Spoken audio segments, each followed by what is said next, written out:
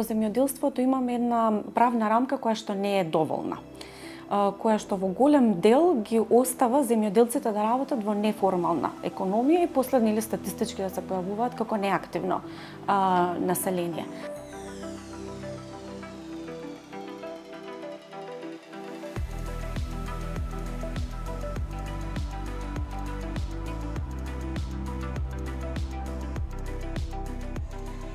Ова значи дека најголем дел од жените работат во неформална економија, односно работат без социјално осигурување, без здравствено осигурување. Здравственото осигурување го имаат, го стекнуваат преку брак со нивните сопрузи и работат без да плаќаат придонеси, понатаму да ги користат бенефициите што тоа ги носи.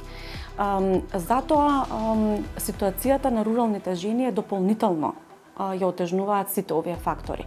Односно тоа се работнички, тоа се преработени жени. Мислам, знаеме земјоделството дека не е воопшто лесна работа, тоа се преработени жени врз чии плеки се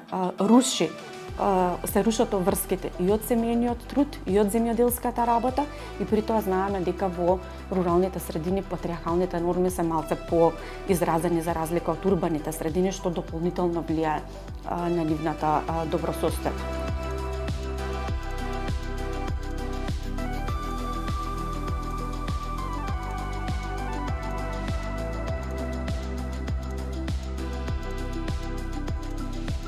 Предизвиците на руралните жени навистина ги воочивме и ги видовме во текот на креирање на нашите политики.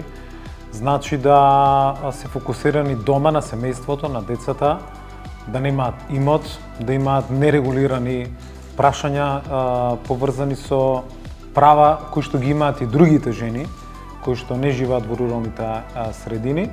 И сето тоа произлегува од нееднаквоста и нерамноправност. Токму затоа целиот наш фокус беше и продолжува да биде во креирање на мерки и политики каде низ различни закони и програми на Министерството, заедно со другите институции, ќе се обидеме да подобриме таа состојба, да жените во руралните средини навистина ги имаат истите права кои што ги имаат жените кои што работат и кои што ги имаат и ги црпат од Закон за работни односи.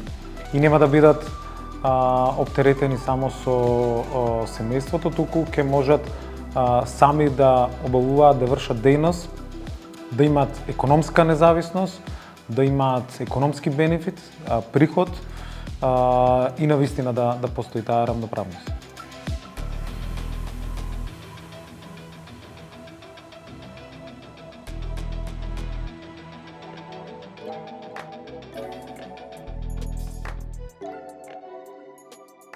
Националните политики треба да обезбедат поголема поддршка во обезбедувањето на програми и мерки кои навистина ќе обезбедат поголема поддршка за жените зашто им е потребна, а воедно и локалните политики затоа што и општините имаат таа уникатна позиционираност да можат да одговорат на реалните потреби на жените, навистина да обезбедат локални политики, програми и поддршка кои што ќе овозможат пристап до ресурси, пристап до можности за жените и за мажите, а воедно и пристап до придобивките од локалните политики еднаков и за мажите и за жените.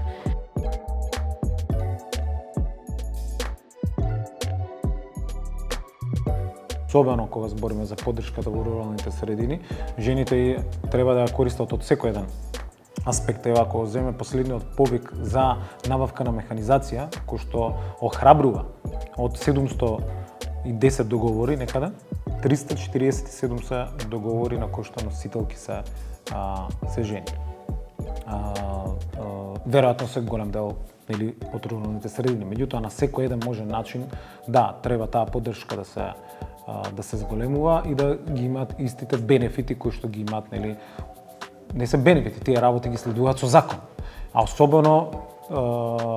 особено за жени во рурални средини кои што одлучиле да живеат, да бидат таму, навистина треба поддршката да биде поголема.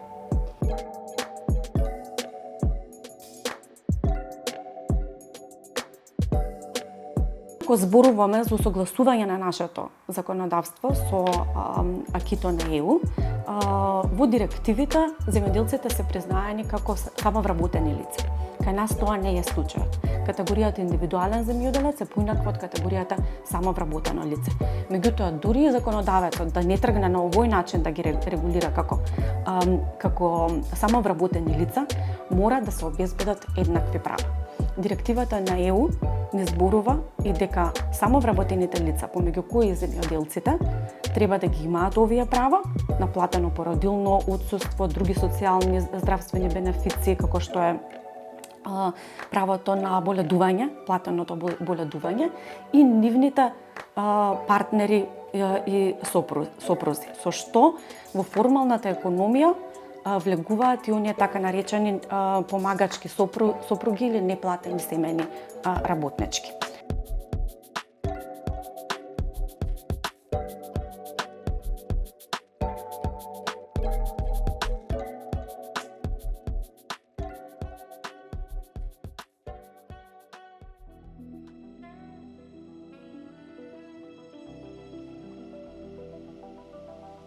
Не само жените, туку земјоделците воопшто, ни се невидлива статистика, видлива реалност.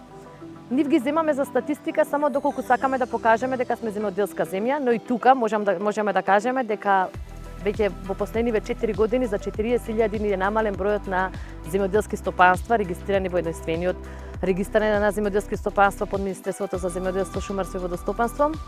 Можеме да кажеме дека се повеќе земјоделци и обработливи површини остануваат празни, така да тоа треба да биде алармантен сигнал до креаторите на политики дека веќе треба да се направи некаква си промена и да добија темпо голема поддршка и во советодавни услуги и во делот на финансиска поддршка.